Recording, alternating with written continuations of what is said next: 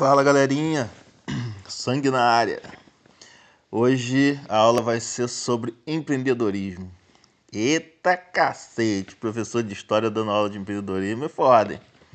Mas vamos lá, segue aqui comigo. Vamos falar um pouquinho hoje sobre startups.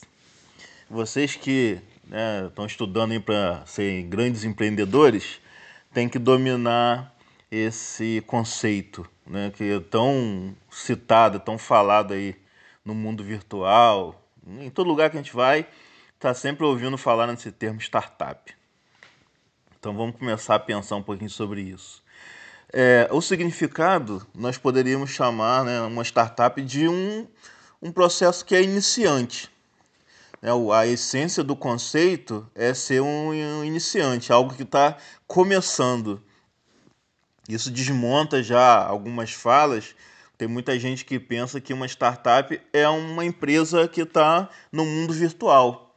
Ou seja, não é bem assim. Você pode ter startups fora também desse mundo virtual, como a gente vai ver ali na frente. Mas então, eu quero que vocês pensem o seguinte: uma empresa que está começando, ela tem uma possibilidade de manobra que ainda é muito grande. Você não está preso ao seu mercado. Você tem um potencial de fluidez que você pode caminhar para sentidos diferentes no começo. Por exemplo, quando você pega uma empresa que já é antiga no mercado, que já está estruturada, ela tem pouca margem de manobra. Então, por exemplo, você pega sei lá, uma Volkswagen na vida. É uma empresa que produz carro, produz caminhão e acabou, né? Ela está presa nisso aí. Ela tem dificuldade de fazer um movimento, de repente, vou investir agora no setor digital. É mais complicado para uma empresa que já está estruturada. A startup, nesse sentido, ela é fluida. Como ela é uma empresa iniciante, ela tem um potencial de manobra maior, né? Agora, falando um pouquinho da história dela. Esse conceito, né, ele vai surgir aí por volta de 1996, né? Entre 1996 e 2001, né? Ele tem algumas características que eu coloquei aqui no papel, né, nesse quadro para vocês darem uma olhada, que o negócio, para ser uma startup, ele tem que ser repetível, escalável e, por incrível que pareça, ele tem que ser de extrema incerteza. Ou seja, uma startup, como ela está iniciando, você não tem certeza que aquilo vai dar certo, né? Então, ou seja, isso aí é uma das bases, por incrível que pareça, uma das bases aí da startup. Eu até fiz esse desenhozinho aqui do bonequinho aqui cheio de ponto de interrogação na cabeça, coitado. Tá mais doido que nunca, mais doido que eu. Isso é para mostrar um pouquinho essas incertezas. Ele é repetível. E aqui eu botei uma definição, né, para entender o que é ser repetível. É a capacidade de entregar o mesmo produto novamente em escala ilimitada e sem adaptações para os clientes. Então, por exemplo, você tem uma Netflix da vida que entrega produtos de streaming, como filmes, séries. Ela tem a possibilidade de estar repetindo aquilo, entregando cada vez mais filmes, mais séries a todo momento, sem o cliente precisar se adaptar.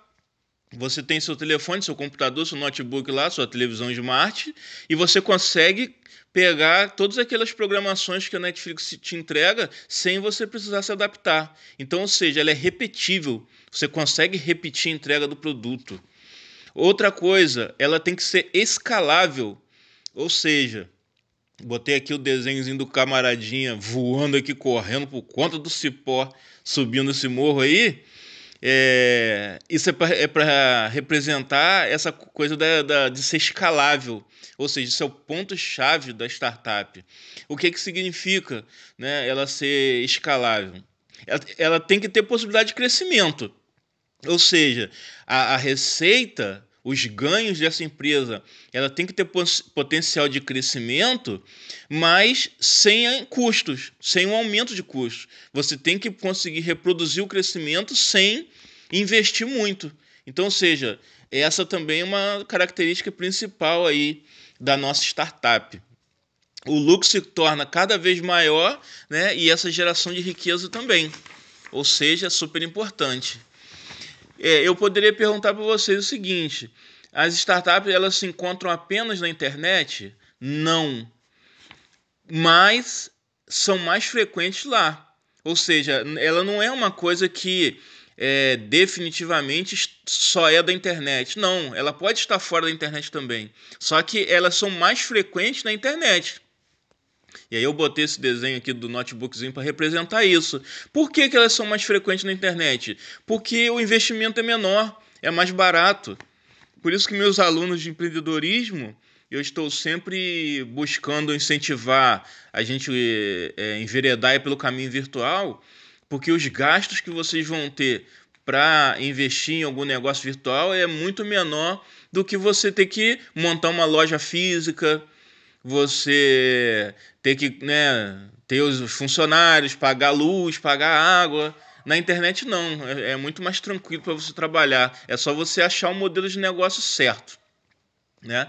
Eu botei aqui alguns exemplos, né, de empresas aí que começaram como startup e cresceram, né? O Buscapé, que é um comparador de preços, o Descomplica, né, que é uma empresa aí do ramo da educação, o Guia de Bolso, que é um organizador de finanças, né? Então, é mais ou menos por aí. Espero que vocês tenham gostado dessa aula curtinha. E no final aí, deixa um like, dá uma moral para poder o vídeo bombar e ficar sinistro. Valeu, galerinha. Um abraço.